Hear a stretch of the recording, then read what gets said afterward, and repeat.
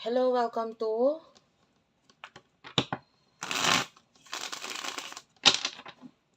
Unicorn Princess Tarot. So, ito yung reading natin for Fire Sign, Aries, Leo, Sagittarius. Let's start your reading.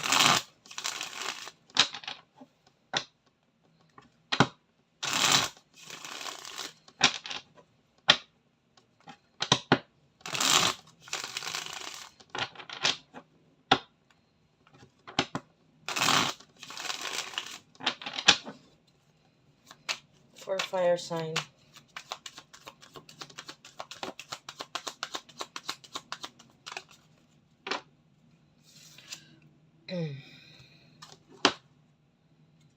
You do have here the world. Hindi ko na lang ipakita guys yung image niyan. Takpan ko lang siya ng papel kasi medyo magagalit si si YouTube. The Eight of Cups is here. Cancer, Scorpio, Pisces. Okay. Fire sign. Bottom of the deck is a Temperance. Ayan, dalawang major arcana. So, nakikita natin dito, you need to be more maingat pagdating sa mga taong kinakausap mo, pinagsasabihan mo, like whatever you post on social media, medyo wag ka masyadong mag-open. Be more private sa ngayon. And wag magpatalos-talos. Like,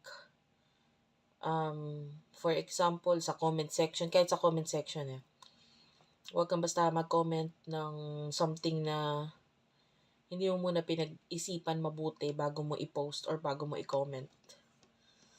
Okay? Kasi, you know why? I can see you losing something na parang importante or could be a missed opportunity for you.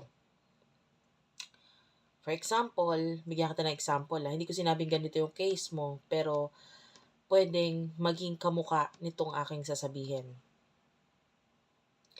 Halimbawa, may nag-comment ng hindi mo nagustuhan, na-trigger ka doon sa comment niya.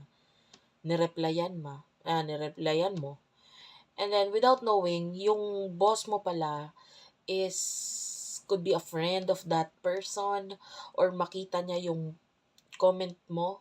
Kasi merong ganun di ba? Pag active ka sa isang sa isang maybe page, tapos nag-comment ka doon, then ano yun, parang isasuggest yun ni Facebook yung page na yun sa mga friends mo rin, pwedeng mangyari yun. And then, there's a possibility, although maliit yung chance, pero there is a possibility na pwedeng makita na ikaw ay naka-like doon sa page na yon, naka-follow, or sa group, no? And then, yung kinomentan mo is mabasa nung iyong boss. Okay? And then, pwedeng because of that particular comment, matrigger din yung boss mo na parang maiba yung pagtingin sa'yo. And then, whatever offer na maganda in the future is pwedeng ma-cancel, or ma-delay. Pwede mapaisip si boss, sabihin, wag na lang kaya, ipopromote sana ko itong taong to, pero ganito pala siya no? Just think of this always whenever na magpo-post ka or magko-comment ka or kung anong ilalagay mo sa social media, sa internet. Yung internet kasi is meron yung tinatawag tayong digital footprint. Footprint is bakas, no? So, ayaw mo naman mag-iwan ng bakas sa internet o sa social media. And think about the post na ginawa mo in the past na hindi maganda, na you should delete it. Mag-focus ka muna doon. Kasi hindi siya makakatulong for your future. Especially nowadays, no? Nauso yung mga ganito, Facebook, pati mga teenager is, involved na Parang pati sila nakapag-post sila ng hindi dapat i-post, tapos makaka-affect yun sa future job nila. Ganun, kasi meron nga digital footprint, Mag-ingat kayo dyan.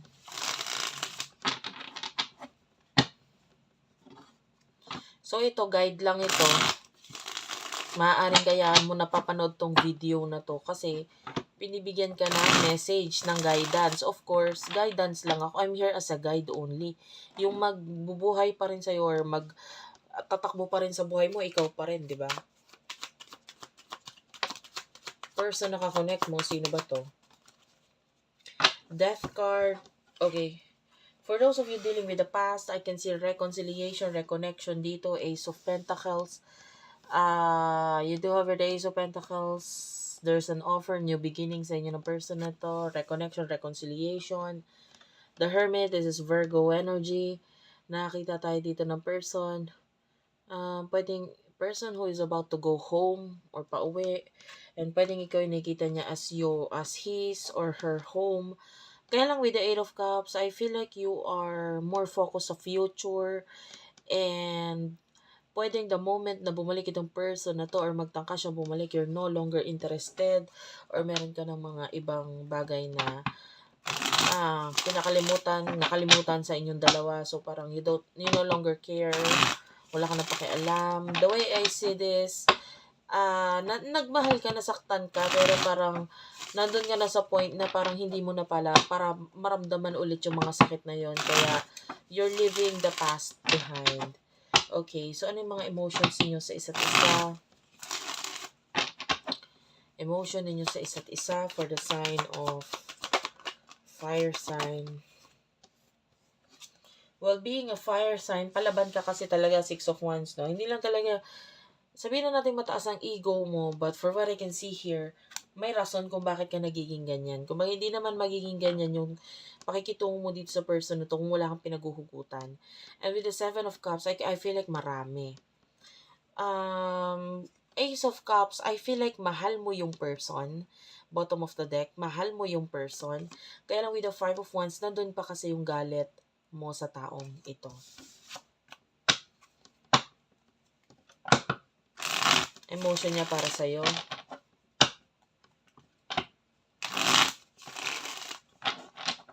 For fire sign.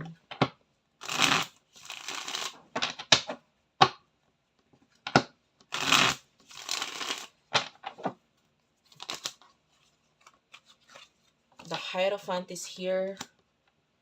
2 of Pentacles, Taurus, Virgo, Capricorn, Major Arcana, the Hierophant, and the Justice card, Libra energy. Okay, so nakikita natin with the 6 of Wands, with the Hierophant, andito na pala tayo sa side niya, no? Marami siya natutunan sa yung lessons. But with the 2 of Pentacles, actually ngayon, kung may pagbabalik man, medyo wishy-washy pa siya sa part na yon. And I feel like hindi siya babalik dahil sa emotions niya. Babalik siya kasi nga wishy-washy siya eh. Nandun sa point niya, sige balikan ko kayo, makipag-communicate kaya, connect kaya ako dito sa taong to. Wag na lang kaya. Parang ganun.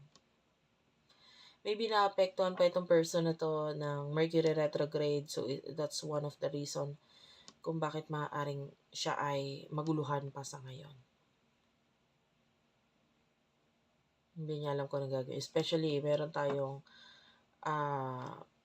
Virgo energy dito sa kanyang side. So, what will happen in the near future for you? Fire sign. Okay, nalaglag yung isang card. Wait lang.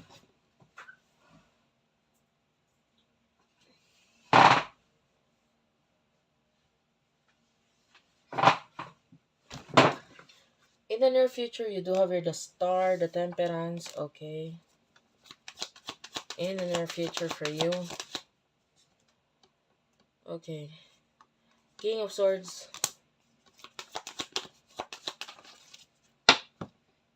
The Hanged Man at the bottom of the deck. 10 of Cups. Wait lang. Medyo vulgar pala itong picture ni the Star. Kuberan lang natin konti.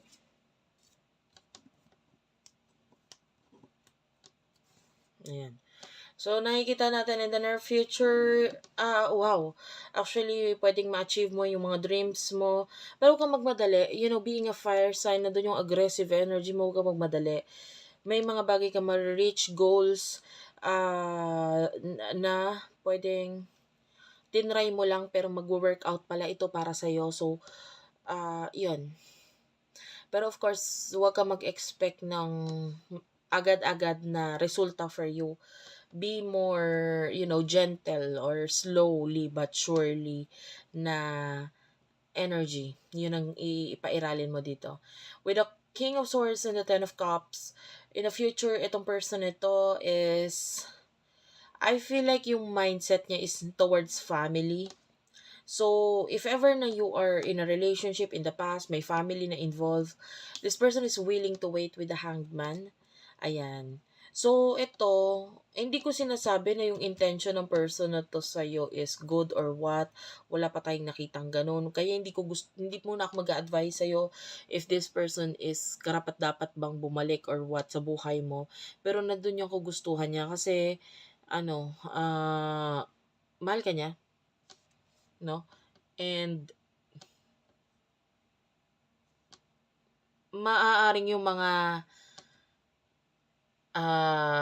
experience ninyo together when you were together, nandun yung marami siyang natutunan sa koneksyon ninyong dalawa. At ito yung nagiging dahilan para mag-isip siya na bumalik na lang sa'yo. Okay? Thank you for watching, guys. I love you all and bye-bye.